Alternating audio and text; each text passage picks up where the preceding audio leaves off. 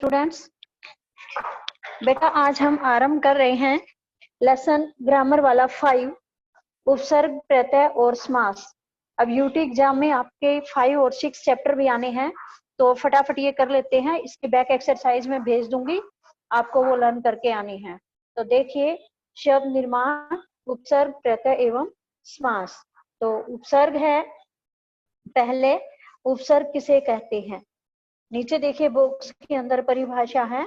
उपसर्ग के वे लघुतम अर्थवान बद्ध रूप जो शब्दों के प्रारंभ में लगकर नए नए शब्दों की रचना करते हैं, उपसर्ग कहलाते हैं। यानी शब्दांश से जो पहले लगते हैं वे एक शब्द का निर्माण करते हैं, उपसर्ग कहलाते हैं। अब उपसर्ग के भेद और प्रभेद 3 प्रकार के होते हैं: तत्सम उपसर्ग, तद्भव उपसर्ग और आगत या विदेशी उपसर्ग। तत्सम उपसर्ग कौन से होते हैं? हिंदी में जब संस्कृत के अनेक तत्सम शब्द आए तो उनके साथ अनेक उपसर्ग भी आ गए हैं। संस्कृत के जो शब्द यूं के यूं हिंदी में लिए जाते हैं वे तत्सम कहलाते हैं। तो हिंदी में इनका प्रयोग तत्सम शब्दों के साथ लगकर ही किया जाता है, ये तत्सम उपसर्ग कहलाते हैं। हिंदी में संस्कृत से आए तत्सम उपसर्ग तथा उनसे बने शब्द देखिए कुछ। अति का अर्थ होता है अधिक, अत्यावेग, अतिरिक्त आदि। अप 4th नंबर पर है, अप का अर्थ होता है बुरा, अपशकुन, अपव्यय। इसके बाद आगे जैसे 16 पर है प्रति, प्रति का अर्थ होता है विरुद्ध। यह प्रति उपसर्ग लग करके बनेंगे प्रतिदिन, प्रतिकूल। अब इसके बाद अ उपसर्ग लग करके देखिए, अ का अर्थ होता है निषेध, किसी चीज के लिए नहीं, मना किया जाए, वह अ लगेगा तो शब्द बनेगा अज्ञान, असुंदर। अब नीचे देखिए तद्भव उपसर्ग। तद्भव उपसर्ग कौन से होते हैं? जो उपसर्ग तत्सम उपसर्गों से विकसित हुए हैं, तद्भव उपसर्ग कहलाते हैं। जो तत्सम शब्दों से लिए गए हैं और हिंदी में कुछ परिवर्तित होकर के आए हैं, वे तद्भव शब्द कहलाते हैं। जैसे अन, अन इसका अर्थ होता है अभाव, जैसे अमर, अनजान आदि। इसके बाद देखिए प्रत्यय वाला विदेशी के तत्सम के बाद विदेशी उपसर्ग में आता है, जैसे ब का अर्थ होता है के साथ, इसके बनेंगे बगैर, बदौलत आदि। अब प्रत्यय देखिए, प्रत्यय किसे कहते हैं? उपसर्गों की ही तरह प्रत्यय भी भाषा के लघुतम अर्थवान तथा बद्ध रूप हैं। इसकी परिभाषा कैसे है? बॉक्स के अंदर देखिए, उपसर्ग तो पहले लगते हैं और प्रत्यय बाद में लगते हैं। शब्दों के जो पहले लगते हैं उपसर्ग होते हैं और जो बाद में लगते हैं प्रत्यय कहलाते हैं। भाषा के वे, बॉक्स के अंदर वाली परिभाषा देखिए, भाषा के वे लघुतम अर्थवान बद्ध रूप जो किसी शब्द के अंत में लगकर नए नए शब्दों की रचना करते हैं, प्रत्यय कहलाते हैं। किसे कहते हैं प्रत्यय? भाषा के वे लघुतम अर्थवान बद्ध रूप जो किसी शब्द के अंत में लगकर नए नए शब्दों की रचना करते हैं, उन्हें प्रत्यय कहते हैं। अब इसमें कृत प्रत्यय और तद्धित प्रत्यय भी होते हैं। कृत प्रत्यय कौन से होते हैं? वे प्रत्यय जो क्रिया के मूल रूप धातु के साथ जुड़कर संज्ञा, विशेषण आदि नए शब्दों का निर्माण करते हैं, कृत प्रत्यय कहलाते हैं। कृत प्रत्यय कौन से होते हैं? वे प्रत्यय जो क्रिया के मूल रूप धातु के साथ, क्रिया का मूल रूप हो या धातु एक ही बात होती है, इसके साथ जुड़कर संज्ञा, विशेषण आदि नए शब्दों का निर्माण करते हैं, कृत प्रत्यय कहलाते हैं। कृत प्रत्यय के उदाहरण देखिए, अक, जैसे अक प्रत्यय है तो इसका शब्द बनेगा गायक, पाठक। तत्सम संस्कृत प्रत्यय थे। तद्भव में जैसे अक्कड़, अक्कड़ में भुलक्कड़, पियक्कड़ आदि, और विदेशी में ईयल, मरियल, अड़ियल आदि। अब उसके बाद तद्धित प्रत्यय देखिए। तद्धित प्रत्यय किसे कहते हैं? तद्धित प्रत्यय क्रिया शब्दों के अलावा के अलावा अन्य शब्दों जैसे संज्ञा, विशेषण, अव्यय आदि में लगते हैं और प्राय संज्ञा विशेषण शब्द बनाते हैं। किसे कहते हैं? तद्धित प्रत्यय। कहाँ लगते हैं ये? तद्धित प्रत्यय होते क्रिया को छोड़कर संज्ञा, विशेषण, अव्यय आदि में लगते हैं, वे तद्धित प्रत्यय कहलाते हैं। जैसे संज्ञा शब्दों में लोहा प्लस आर प्रत्यय है, लोहार शब्द बन गया। खाट प्लस इया प्रत्यय है, खटिया बन गया। विशेषण में देखिए मीठा प्लस आस, मिठास, ये विशेषण वाला है। और उसके बाद है क्रिया वाला आगे प्लस ला, अगला। विदेशी वाला तीर प्लस अंदाज, तीरंदाज। अब आगे लिंग बोध वाले पढ़ लेना। जैसे आ प्रत्यय लग करके शिष्य पुल्लिंग है, आ प्रत्यय लग गया शिष्या स्त्रीलिंग शब्द बन गया। थोड़ा स्पीड से करना पड़ रहा है ये, क्योंकि पहले नेटवर्क प्रॉब्लम थी। अब इसके बाद गुणवाचक विशेषण में जैसे भूख प्लस आ, भूखा, विशेषण बन गया भूख, संज्ञा शब्द था, आ प्रत्यय जुड़ करके विशेषण शब्द बन गया। भाववाचक संज्ञा में मिल प्लस आवट, मिलावट, आवट प्रत्यय है, मिल शब्द है, भाववाचक संज्ञा बन गई मिलावट। अब इसके बाद है ये नेक्स्ट पेज पर देखिए स्तर बोधक प्रत्यय। ये होते हैं तर, उच्चतर, उच्चतर, उच्चतम, जैसे होते हैं ना निम्न, उससे ऊपर, उससे ऊपर, ये ऐसे होते हैं। अब आइए आप समास में। समास किसे कहते हैं? समास के अंतर्गत दो या दो से अधिक शब्दों के मेल से नया शब्द बनाया जाता है, उसे समास कहते हैं। जैसे गंगा प्लस जल, गंगा जल। रसोई प्लस घर, रसोई घर। ये समास बन गया। पहले क्या था? विग्रह, और रसोई घर बन गया नया शब्द। रसोई भी शब्द था, घर भी शब्द था, इनको जोड़ करके नया शब्द बन गया रसोई घर। अब समास किसे कहते हैं? समास वह शब्द रचना विधि है जिसमें अर्थ की दृष्टि से भिन्नता रखने वाले दो या दो से अधिक शब्द मिलकर किसी अन्य भिन्न अर्थ वाले स्वतंत्र शब्द की रचना करते हैं। किसे कहते हैं समास? समास वह शब्द रचना विधि है जिसमें अर्थ की दृष्टि से भिन्नता रखने वाले दो या दो से अधिक शब्द मिलकर किसी अन्य भिन्न अर्थ वाले स्वतंत्र शब्द की रचना करते हैं। शब्द समास रचना में भाग लेने वाले पहले शब्द या पद को पूर्व पद कहा जाता है और दूसरे शब्द या पद को उत्तर पद कहा जाता है। इन दोनों के योग से नया शब्द बनता है, उसको समस्त पद कहते हैं। जैसे शुभ प्लस आगमन, शुभ होता है पूर्व पद और आगमन होता है उत्तर पद, इनके मिलने से क्या बन गया? समस्त पद, शुभागमन। अब समास विग्रह कैसे होता है? समस्त पद के सभी पदों को अलग अलग करने की प्रक्रिया समास विग्रह कहलाती है। समास विग्रह किसे कहते हैं? जो अलग अलग होते हैं, जो समस्त पद होता है उसको अलग अलग करके लिखा जाए, और समस्त पद होता है अलग अलग को इकट्ठा करके लिखा जाए। अब देखिए उदाहरण, समस्त पद जन्मांध, अब इसका समास विग्रह, ये तो इकट्ठा है जन्मांध। अब विग्रह करेंगे, समास विग्रह जन्म से अंधा, ये अलग अलग करके लिखा गया कि जो जन्म से अंधा है। नीचे बॉक्स में देखिए, समास विग्रह वह प्रक्रिया है जिसमें दोनों पदों को अलग अलग करके दोनों के बीच योजक चिन्ह आदि को जोड़कर पूरे समस्त पद का अर्थ स्पष्ट किया जाता है। समास विग्रह क्या होता है? दो पदों को अलग अलग करके दोनों के बीच योजक चिन्ह आदि को जोड़कर पूरे समस्त पद का अर्थ स्पष्ट किया जाता है। अब आगे देखिए समास के भेद। समास के चार भेद हैं। कितने भेद हैं समास के? चार भेद। कुछ किताबों में समास के 6 भेद होते हैं, वो गलत होता है। समास के 4 भेद होते हैं, तत्पुरुष समास, बहुव्रीहि समास, द्वंद्व समास, अव्ययी भाव समास।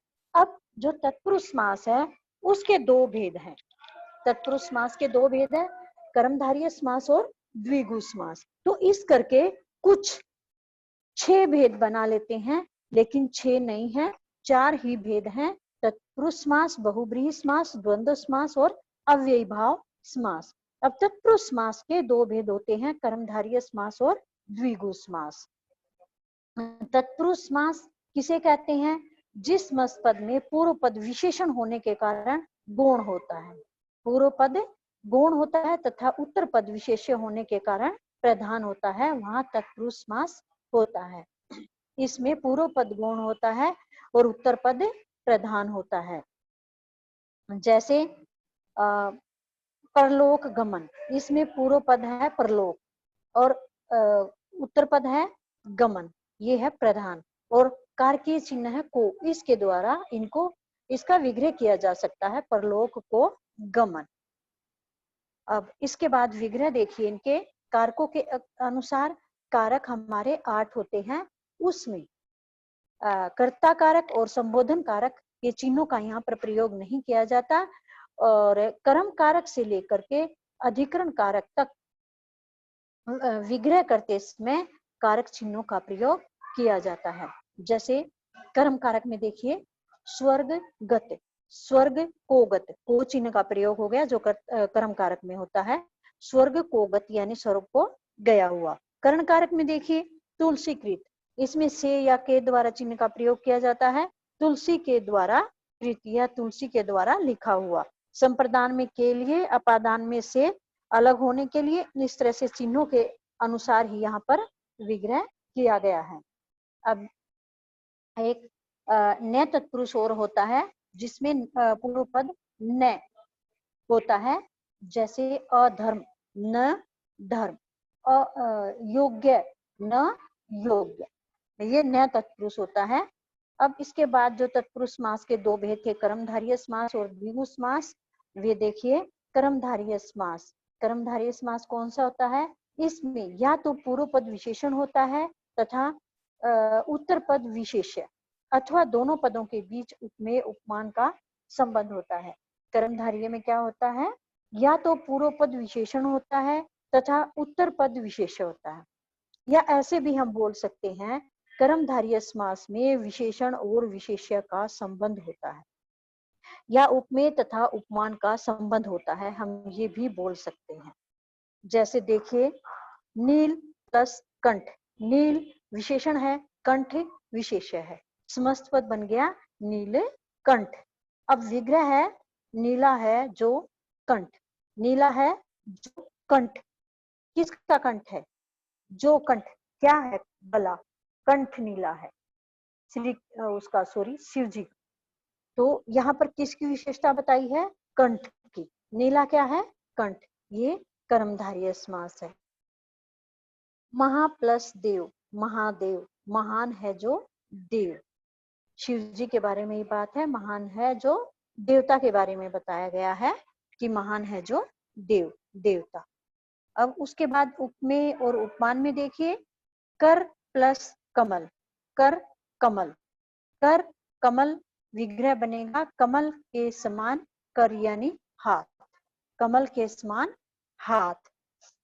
और आगे फिर देखिए उपमान और उपमेय का एक और उदाहरण, घन श्याम, घन प्लस श्याम, घन श्याम विग्रह बनेगा इसका घन के समान श्याम।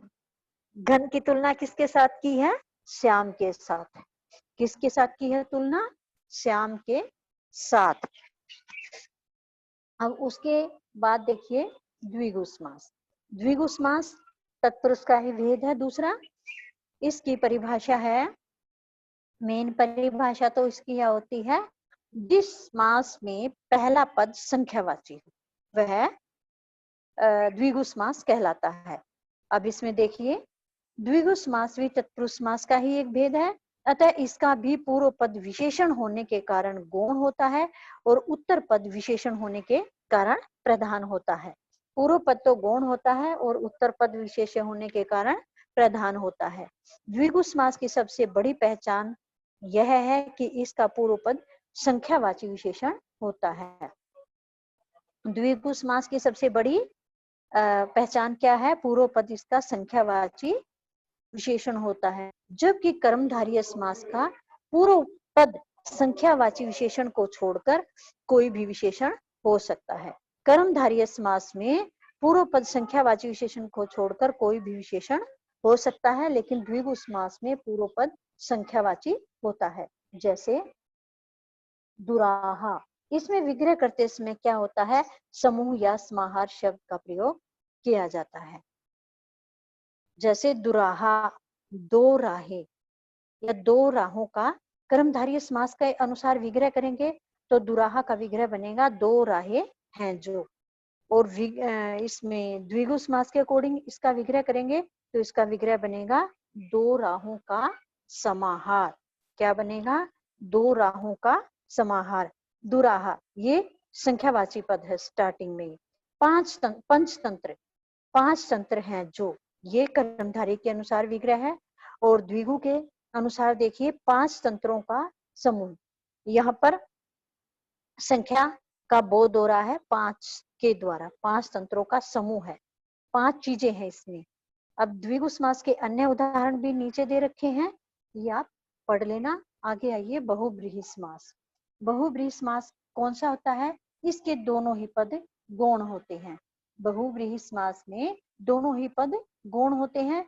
बहुव्रीहि समास के दोनों पद मिलकर किसी तीसरे पद के बारे में कुछ कहते हैं और यह तीसरा पद ही प्रधान होता है।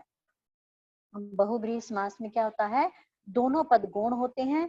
बहुव्रीहि समास में दोनों पद मिलकर तीसरे पद के बारे में जो बात करते हैं, यह तीसरा पद ही प्रधान माना जाता है। उदाहरण के लिए जैसे ऊपर ही देखिए दशानन, समस्त पद की रचना 10 प्लस आनन पदों के मेल से हुई है, जिसका अर्थ है 10 मुख। समस्त पद का विग्रह 10 मुख किया जाए तो विशेषण 10 तथा विशेषण मुख होने के कारण यह कर्मधारय समास का उदाहरण होगा। किंतु इसका विग्रह यदि ऐसे किया जाए 10 आननों का समाहार तो यह द्विगु समास का उदाहरण बन जाएगा। लेकिन यदि इसका विग्रह इस प्रकार से किया जाए 10 आनन हैं जिसके, अर्थात किसके, रावण, तो यह बहुव्रीहि समास का विग्रह माना जाएगा, बहुव्रीहि समास कहलाएगा। यहाँ पर 10 और आनंद दोनों मिलकर तीसरे पद रावण की विशेषता बता रहे हैं तो यह बहुव्रीहि समास कहलाएगा। जैसे चक्रधर, चक्र धारण किया है जिसने, किसने किया है, विष्णु ने। चक्र धारण किया है जिसने, किसने किया है, विष्णु ने। ये क्या कहलाएगा, बहुव्रीहि समास।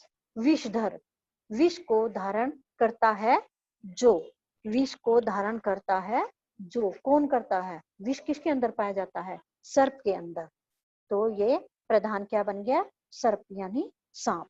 अब द्वंद्व समास देखिए, द्वंद्व समास कौन सा होता है, जिसमें दोनों ही पद प्रधान होते हैं। द्वंद्व समास में दोनों ही पद प्रधान होते हैं।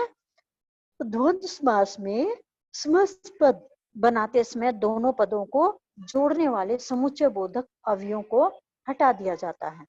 समस्त पद हम बनाएंगे तो जो विग्रह में समुच्चय बोधक अवयव लगाए गए होते हैं उनको हटा दिया जाता है। जैसे दाल भात, ये समस्त पद है, इसका विग्रह बनेगा दाल और भात। विग्रह है तो इसमें से और निकल जाएगा, क्या बन जाएगा, दाल भात। जैसे रूखा सूखा, अब इसका विग्रह बनेगा रूखा और सूखा। इसका समस्त पद बनाएंगे तो और समुच्चय बोधक अवयव हट जाएगा और शब्द समस्त पद बन जाएगा रूखा सूखा। आगे छोटा बड़ा, छोटा बड़ा, छोटा और बड़ा दोनों ही प्रधान है, न तो छोटा कम है और न बड़ा कम है। ऐसे भाई और बहन भी होता है, न भाई कम है और न बहन, ऐसे माता पिता, तो ये सभी दोनों ही पद प्रधान होते हैं, सभी में दोनों ही पद प्रधान होते हैं, तो ये द्वंद्व समास होता है। इसका पहला और बाद वाला दोनों पद प्रधान होते हैं। अब आइए अव्ययी भाव समास। अव्ययी भाव समास में क्या होता है, जिस समास का पहला पद कोई अव्यय होता है उस समास को अव्ययी भाव समास कहते हैं। यानी हम इसमें बोल सकते हैं जिसमें पहला पद उपसर्ग हो, अव्यय हो या प्रधान हो, वह अव्ययी भाव समास कहलाता है। जैसे यथाशक्ति, पद यथा है और शक्ति के योग से बना है, पद जो यथाशक्ति पद है यह यथा और शक्ति के योग से बना है। इसका पूर्व पद क्या है? यथा है और यह एक अव्यय शब्द है। यथा एक अव्यय शब्द है और इसका विग्रह होगा शक्ति के अनुसार। अब अन्य उदाहरण देखिए, दिनों दिन, इसका अव्यय है ये दिन। अब इसका विग्रह बनेगा दिन ही दिन में। यथाशक्ति, इसमें अव्यय है यथा और विग्रह बनेगा शक्ति के अनुसार। भरपूर, भरपूर, इसमें अव्यय है भर और इसका विग्रह बनेगा पूरा भरा हुआ। अब अंतर देखिए इसमें द्विगु तथा कर्मधारय समास में अंतर। द्विगु समास क्या होता है? द्विगु समास का पूर्व पद संख्यावाची विशेषण होता है और पूर्व पद संख्यावाची ही होता है। विग्रह करते समय उत्तर पद के साथ समूह या समाहार शब्द का प्रयोग किया जाता है। ठीक है। इसके बाद कर्मधारय समास देखिए। कर्मधारय समास का पूर्व पद संख्यावाचक विशेषण के अलावा कोई भी विशेषण हो सकता है। कर्मधारय समास का पूर्व पद संख्यावाचक विशेषण के अलावा कोई भी विशेषण हो सकता है और पूर्व पद प्राय गुणवाचक विशेषण होता है। विग्रह करते समय उत्तर पद के बाद समूह या समाहार का प्रयोग नहीं किया जाता। समाहार शब्द का प्रयोग नहीं किया जाता। किसमें? कर्मधारय समास में। द्विगु समास में समूह या समाहार का प्रयोग किया जाता है। अब ये द्विगु के अनुसार और कर्मधारय समास के अनुसार विग्रह कर रखे हैं। देखिए एक उदाहरण, पंचतंत्र। अब द्विगु समास के अनुसार देखिए 5 तंत्रों का समाहार, यहाँ पर समाहार का प्रयोग किया गया है और कर्मधारय में 5 तंत्र हैं जो यहाँ पर समाहार या समूह का प्रयोग नहीं किया गया है। अब द्विगु समास और बहुब्रीहि समास में अंतर देखिए। द्विगु समास में समस्त पद का पहला पद गौण होता है और उत्तर पद प्रधान होता है। द्विगु समास का पहला समस्त पद का पहला पद गौण होता है तथा उत्तर पद प्रधान होता है। द्विगु समास का पहला पद संख्यावाची विशेषण होता है और विग्रह करते समय उत्तर पद के साथ समूह या समाहार का प्रयोग किया जाता है। और बहुब्रीहि समास में क्या होता है? बहुब्रीहि समास में समस्त पद के दोनों ही पद गौण होते हैं तथा तीसरा पद प्रधान होता है। बहुब्रीहि समास में क्या होता है? समस्त पद के दोनों ही पद, पहला भी और दूसरा, दोनों पद गौण होते हैं और तीसरा पद प्रधान होता है। बहुब्रीहि समास में समस्त पद के दोनों पद मिलकर किसी तीसरे पद की विशेषता बताते हैं। क्या है? बहुब्रीहि समास में समस्त पद के दोनों पद मिलकर किसी तीसरे पद की विशेषता बताते हैं और विग्रह करते समय समूह या समाहार का प्रयोग नहीं किया जाता। बहुब्रीहि समास में भी विग्रह करते समय समूह या समाहार शब्द का प्रयोग नहीं किया जाता है। अब दोनों के अनुसार विग्रह देखिए। समस्त पद है 4 पाई। अब द्विगु के अनुसार इसका विग्रह बनेगा 4 पाइयों का समाहार और बहुब्रीहि के अनुसार इसका विग्रह बनेगा 4 पाए हैं जिसके। द्विगु में तो समाहार का प्रयोग हुआ है और बहुब्रीहि में समाहार का प्रयोग नहीं हुआ है बल्कि अन्य को प्रधान दिखाया गया है। 4 पाए हैं जिसके, किसके हैं? पलंग के 4 पाए हैं। अन्य पद प्रधान हो गया पलंग। तो नीचे दोहराने के लिए भी दे रखे हैं, ये आपको दोहराने हैं। इनके अंदर काफी सारी परिभाषाएं आ जाती हैं। मुख्य पॉइंट ये दे रखे हैं, मुख्य पंक्तियां दे रखी हैं, इनको आपने अच्छे से पढ़ना है। इनमें से इंटरनल क्वेश्चन आंसर बहुत सारे निकलेंगे तो आप इनको अच्छे से पढ़ लेना और याद कर लेना। इसकी जो बैक एक्सरसाइज आएगी उसको भी आपने फील करना है और लर्न करना है। अब 1-2 कॉपियां जो हैं वो मैं चेक करती हूँ। जिस बच्चे की चेक हो गई